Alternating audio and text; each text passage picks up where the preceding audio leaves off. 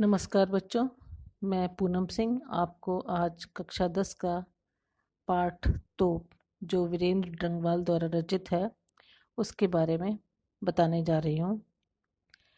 प्रतीक और धरोहर दो किस्म की हुआ करती है। एक जिसे देखकर हमें अपने देश समाज की प्राचीन उपलब्धियों का भान होता है और दूसरी जो हमें बताती है हमारे पूर्वजों से कब क्या गलती हो गई थी जिसके परिणाम स्वरूप हमारी कई पीढ़ियों को बहुत ज़्यादा दुख और दमन झेलना पड़ा। इस पाठ में ऐसे ही दो प्रतीकों का चित्रण है। पहला प्रतीक है कंपनी बाग और दूसरा प्रतीक है तोप। इस कविता में जिस कंपनी बाग का चित्रण किया गया है वो कानपुर में स्थित है। यह पाठ हमें याद दिलाता है कि ईस्ट इंडिया कंपनी भारत में व्यापार कराने के इरादे से आई थी।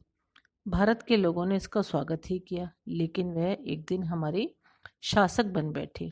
फिर उसने कुछ तोपें तैयार की और बाग बनवाए और उन्हीं तोपों ने देश का सपना साकार करने वाले जांबाजों को मौत के घाट उतार दिया। जांबाज का अर्थ होता है जान की बाजी लगाने वाले। फिर एक दिन ऐसा आया जब हमारे पूर्वजों ने उस सत्ता को उखाड़ फेंका। कौन सी सत्ता? अंग्रेजों की सत्ता को, और उस तोप को निस्तेज कर दिया। अब हमें इन प्रतीकों के बहाने यह याद रखना होगा, भविष्य में कोई भी कंपनी ईस्ट इंडिया कंपनी जैसी यहाँ पे पाँव न जमाने पाए जिसके इरादे नेक ना हो, और फिर वही तांडव मचे जिसके घाव अभी तक हमारे दिलों में हरे हैं। पाठ का भावार्थ देखिए। सन 1857 में स्वतंत्रता संग्राम में प्रयुक्त तोप जो कंपनी बाग में रखी है, कंपनी बाग कानपुर में है, उसे एक विरासत की तरह संभाल कर रखा गया है। यह तोप उस समय के वीरों के बलिदान और अंग्रेजी शासकों के अत्याचारों की गाथा कहती है। कंपनी बाग में तोप और कंपनी बाग दोनों ही हमें एक ऐसी विरासत में मिली निशानियां हैं जिन्हें सैलानियों के लिए सुरक्षित रखा गया है। तोप कंपनी बाग में आने वाले सैलानियों को बताती है, एक दिन मैं बहुत ज़्यादा शक्तिशाली थी और मैंने बड़े बड़े सुरमाओं के धज्जे उड़ा दिए थे। और अब समय बदल गया है। तोप पर बच्चे घुड़सवारी करते हैं, चिड़िया गपशप करती है और गौरैया तो कभी कभी उनके भीतर घुस जाती है। गौरैया भी एक प्रकार की चिड़िया होती है और चिड़िया उनके अंदर जाकर ये बता देती है, तोप कितनी भी बड़ी क्यों ना हो, एक न एक दिन उसको चुप होना ही पड़ता है। हर एक शक्तिशाली का अंत भी निश्चित होता है। कवि ने भावी पीढ़ी को सचेत करते हुए कहा है कि हमें देश की रक्षा के हेतु सतर्क रहना चाहिए और अपने विरासत में मिली वस्तुओं और उनके बलिदान का सम्मान करना चाहिए। और इसके साथ शासक वर्ग को भी तोप से यह प्रेरणा लेनी चाहिए कि कोई भी व्यक्ति यदि क्रूरतापूर्वक शासन करेगा तो जनता उसे उखाड़ फेंकेगी।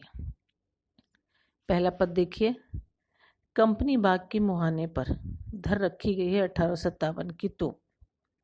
1857 का मतलब भारत का प्रथम स्वतंत्रता संग्राम। मुहाने का अर्थ होता है गेट पर प्रवेश द्वार। इसकी बड़ी होती है बहुत संभाल का मतलब केयर होती है विरासत में मिले कंपनी बाग की तरह। अर्थात कंपनी बाग के गेट पर जो तोप रखी गई है उसकी बहुत केयर होती है, संभाल होती है, जैसे कंपनी बाग की संभाल होती है। साल में इसे 2 बार चमकाया जाता है। 2 बार वो कौन से होंगे? 15 अगस्त, 26 जनवरी स्वतंत्रता दिवस और गणतंत्र दिवस। सुबह शाम कंपनी बाग में आते हैं बहुत सारे सैलानी। उन्हें बताती है ये तो एक दिन मैं थी बड़ी जबरदस्त, उड़ा दिए थे मैंने अच्छे अच्छे सुरमाओं के धज्जे अपने जमाने में। जो सैलानी का अर्थ होता है अब जो पर्यटक आते हैं उन्हें ये तो बता देती है, एक दिन मैंने अपने बड़े बड़े सुरमाओं के धज्जे उड़ा दिए थे अपने जमाने में। दूसरा पद देखिए। दूसरे पद में भी उन्होंने ऐसा ही लिखा है। अब तो बहरहाल छोटे लड़कों की घुड़सवारी से ये फारिग हो तो उसके ऊपर चिड़िया बैठकर करती हैं गपशप। कभी कभी शैतानी में इसके भीतर भी घुस जाती हैं, खासकर गौ रही है। वे बताती हैं कितना भी बड़ी तोप हो, असल में उसका मुंह एक दिन बंद होना ही है। इसका मतलब हुआ कि 1857 में तोप ने बहुत ही क्रूरता से स्वतंत्रता सेनानियों का अंत किया था, लेकिन आज वो तोप कंपनी बाग पर के गेट पर एक प्रदर्शन की वस्तु मात्र बनकर रह गई है। यह भी बता दिया गया है वो बेकार हो गई है। ईस्ट इंडिया कंपनी के युग में वे तोप बहुत महत्वपूर्ण थी।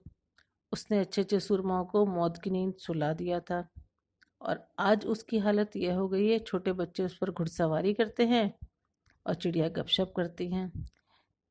कवि ने इन प्रतीकों के माध्यम से सत्ता के बदलते स्वरूप पर व्यंग भी किया है और बता दिया है समय के आगे किसी की नहीं चलती।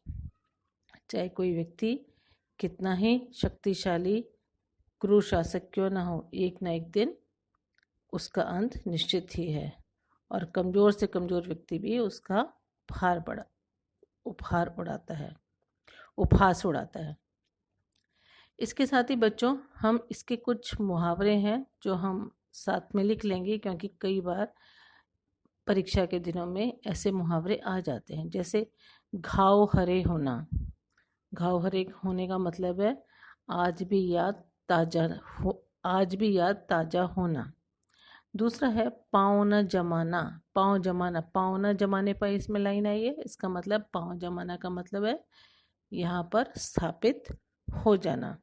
और मुंह बंद होने का मतलब है एक दिन उसका शक्ति को समाप्त हो जाना।